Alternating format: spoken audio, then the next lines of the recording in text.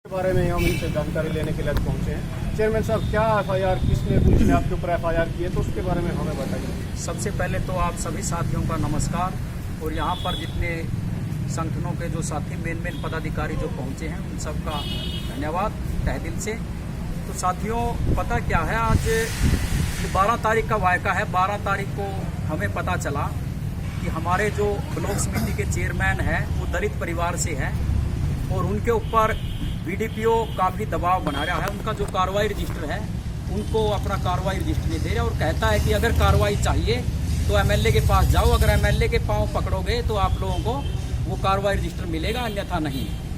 तो इसी विषय को लेकर के 12 तारीख को मैंने बीडीपीओ पुंडरी के पास फ़ोन किया। बीडीपीओ से मैंने विनती की, रिक्वेस्ट की कि आप उनका जो कार्रवाई रजिस्टर है वो क्यों नहीं दे रहे, उन लोगों को आप इतना शोषण आप क्यों कर रहे हो। काफ़ी दिन से सुनते आ रहे हैं, हर आदमी, हर जो ब्लॉक समिति का सदस्य है वो हर आदमी बीडीपीओ की करतूतों से परेशान है। और जो हमारे दलित चेयरमैन है, बहुजन समाज के जो चेयरमैन है, उस चेयरमैन साहब के ऊपर दिन प्रतिदिन उसने जुल्मों के अंबार खड़े कर रखे हैं। इसी बात के चलते हमने उनके पास फ़ोन किया कि आप उनको उनका जो हक है वो देने का काम करो। तो इसी विषय को लेकर के तो अगले दिन मैंने उनके पास, ये 12 तारीख की बात है, फिर 14 तारीख को सुबह मैंने उनके पास फ़ोन किया।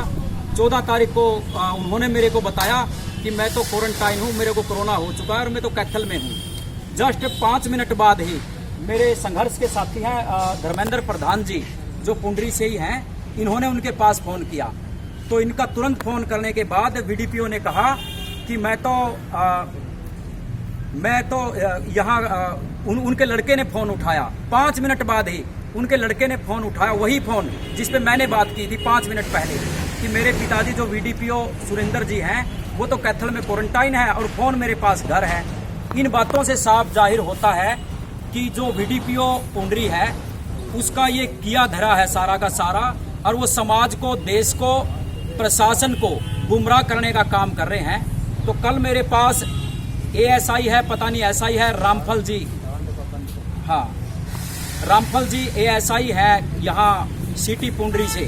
तो इनका मेरे पास फ़ोन आया कि भाई साहब आपके खिलाफ एक एप्लीकेशन आई है जो बीडीपीओ ने लगाई है। तो मैंने कहा भाई बीडीपीओ साहब तो क्वारंटाइन है, वो एप्लीकेशन कैसे लगा सकते हैं। और मैंने पूछा क्या एप्लीकेशन मेरे ऊपर उन्होंने लगाए हैं। तो उन्होंने कहा कि एप्लीकेशन आपके ऊपर ये लगाया है कि आप वहाँ पे जाकर के वीडियो ऑफिस में जाकर के आपने और आपके साथियों ने कुछ उनके साथ मिसबिहेव किया है। मैंने कहा हम तो वहाँ पर गए नहीं। रही बात दूसरी, ये लोग जो दलित नेता है इनकी आवाज़ को दबाने का काम करते हैं।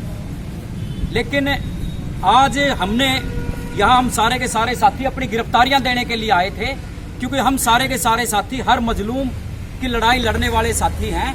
और जो ये दलित संगठनों के लोग हैं, ये सारे के सारे साथी यहाँ अपनी अपनी गिरफ्तारियां देने आए थे। क्यों, जब इनका नेता सुरक्षित नहीं है, जब नेता की ये लोग आवाज़ को दबाने का काम करते हैं, ये जो भ्रष्ट अधिकारी हैं, ये कभी एमएलए की धमकी देते हैं, कभी किसी की धमकी देते हैं, लेकिन ये समाज न किसी एमएलए से डरने वाला है, न किसी बीडीपीओ से डरने वाला है। हमारे लिए समाज की लड़ाई लड़नी, दलित, पीड़ित, पिछड़ा, गरीब, किसानों की लड़ाई लड़नी ही हमारे लिए सर्वोपरि है। और आज ब्लॉक समिति के जो सदस्य हैं हमारे 30 के करीब हैं शायद, उन सारे के सारों की सबकी ये लड़ाई है कि उनके साथ शोषण का काम हो रहा है। अगर आप लोग वो चाहते हो तो आपको एमएलए के पास जाना पड़ेगा, ये करना पड़ेगा, वो करना पड़ेगा, लेकिन हम लोग डरने वाले नहीं हैं। जो हमारी बहन है संगीता रानी, जो चेयरमैन है ब्लॉक समिति की, जो चेयरमैन है, उसके साथ भी अभद्र टिप्पणी ये लोग करते हैं। देखिए, पहले अगर आप लोग, ये कोई पावरफुल कोई साथी होता, क्या इसके साथ ऐसा करने का काम करते कि इसका कार्रवाई रजिस्टर और किसी एमएलए के पास या मंत्री के पास ये कहने की धमकी देते। देखिए, ये सारा का सारा जो मामला है, और आप लोग ये लगा लो इस बात से, अगर वास्तव में, एक्चुअल में, सच्चाई में सुरेंद्र जो बीडीपीओ है उसको कोरोना हुआ है, तो अभी तक बीडीपीओ ऑफिस पुंडरी क्वारंटाइन क्यों नहीं हुआ। ये सारा का सारा इसका किया धरा है। हम इसकी प्रशासन के सामने और सीबीआई से जांच करने की भी मांग करेंगे। और हमारी प्रशासन से, सरकार से ये निवेदन है कि भ्रष्ट ऑफिसर के खिलाफ जल्दी से जल्दी मुकदमा दर्ज हो और इसके खिलाफ एट्रोसिटी एक्ट के साथ साथ जितने भी इसके खिलाफ जो कार्रवाइयां बढ़ती है वो कार्रवाई हो और इसको जल्दी से जल्दी हिरासत में लिया जाए और इसको तुरंत प्रभाव से डिसमिस करने के आदेश दिया जाए। अभी एसएचओ साहब का हमारे पास फोन आया कि मैंने उनको इंचार्ज को भी बोल दिया और जो वीडीपीओ साहब को भी मैंने बोल दिया कि आपके खिलाफ कोई कार्रवाई नहीं।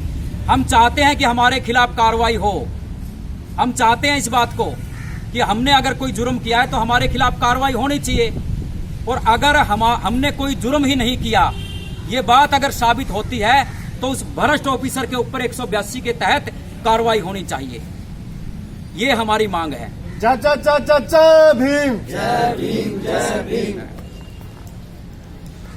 तो अब हमारे बीच में जो कई ब्लॉक समिति के जो हमारे पास कई सदस्य भी हमारे यहाँ मौजूद हैं, ब्लॉक समिति के चेयरमैन प्रतिनिधि भी यहाँ पर मौजूद हैं और दोबारा अब उनसे बात